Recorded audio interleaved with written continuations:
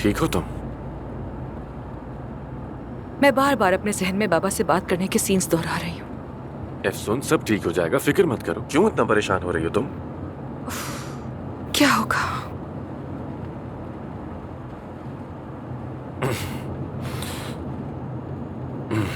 क्या हुआ? क्या हुआ? आमिर, क्या हुआ? तुम ठीक तो हो? ठीक हूँ, ठीक हूँ। बस थोड़ा सर चकरा गया था। क्या हुआ? तुम देखो मेरी तरफ।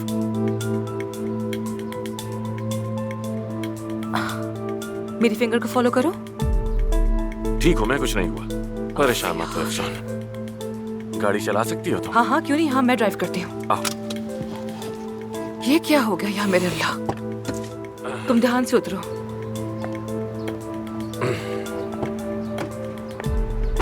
उफ यार मेरे अल्लाह, ये क्या हो गया? आराम से आमिर, आराम से।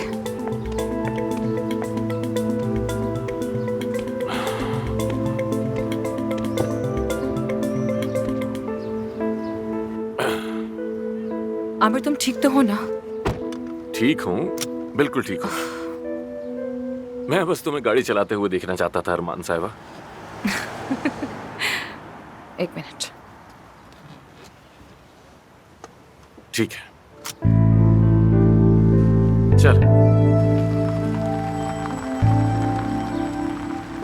सुना है कि उसके बाबा आ गए हैं और सबको खबरदार किया है कि अगली बार आए तो सबसे पहले अफसून को इत्तला की जाएगी। उसके बाबा आए ही क्यों थे?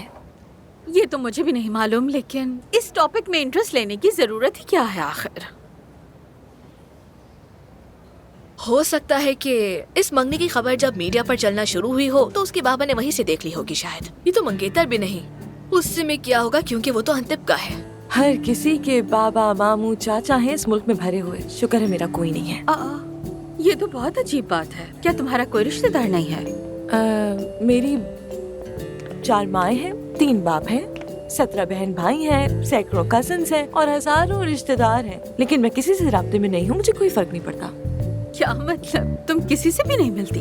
जानती ही नहीं मैं उन्हें। यानी हम बहुत गरीब थे, असल वाले गरीब जिनके पास रोटी तक नहीं होती खाने के लिए। लेकिन तुम में तो बिल्कुल किसी एलीट कॉलेज की लड़की का स्टाइल है। हाँ, तो इसीलिए बिगड़े हुए बच्चे मुझसे बिल्कुल भी बर्दाश्त नहीं होते हैं। वेट अ मिनट, बड़ा इंटरेस्टिंग किस्सा है। फिर क्या हुआ था ये बताओ। फिर क्या होना था? बाबा काम के लिए जर्मनी चले गए थे। उन्होंने मेरी माँ को छोड़ दिया था और मेरी माँ ने फौरन ही नया शौहर ढूंढ लिया था। बाबा ने भी वहाँ पर दूसरी शादी कर ली थी, उनके और बच्चे होने लगे थे। इसी तरह से सिलसिला चलता गया, नस्ल बढ़ती गई। मैं शुरू से बोर्डिंग में पढ़ती रही तो किसी को नहीं जानती। मेरा सगा भाई भी अगर मेरे बराबर से गुजर जाए तो मुझे पता भी नहीं चलेगा। मैंने तो सब बता दिया। तुम लोगों को सब बता दिया तो मेरा स्टाइल ही नहीं है। कहीं मैं बूढ़ी तो नहीं हो रही? इंसान जब बूढ़ा होने लगता है तो सब कुछ बताने लगता है। मैं तो जरा देखना कहीं मेरे चेहरे पर झुर्रियां तो नहीं है। बिल्कुल। अभी देखता हूँ, दिखाओ जरा।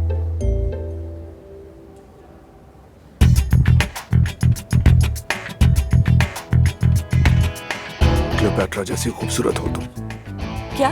क्लियोपेट्रा जैसा मास्क लगा देते हैं, फिर चाहो तो उससे सोने की सुइयों से सपोर्ट कर देते हैं। ऐसा कर सकते हैं। तुम इस तरह से हकला क्यों रहे हो? बहुत खराब है क्या?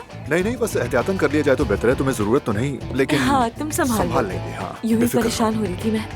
हेलो दोस्तों, क्या हाल है? हाँ हेलो। ताहिर सर, वाकई कमाल कर दिया तुमने। ब्रावो। एक मुश्किल में फंसे इंसान पर एहसान कर दिया है तुमने। मुबारक हो तुमको।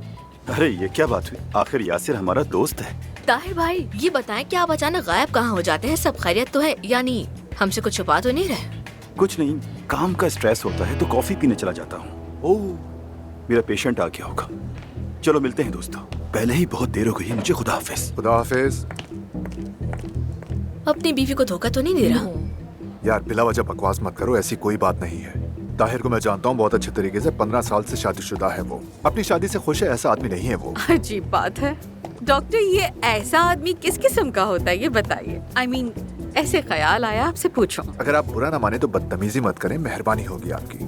ऐसी गपशप से खामोश रहना बेहतर है। मैं चलता हूँ, मुझे बहुत जरूरी काम है। आप अपना टाइम वेस्ट करें। तुम इतने नाराज क्यों हो गए? नहीं, नाराज नहीं, कुछ खास नहीं है। वो मास्क, हाँ कर लेंगे, मास्क कर लेंगे, ठीक है? ओके।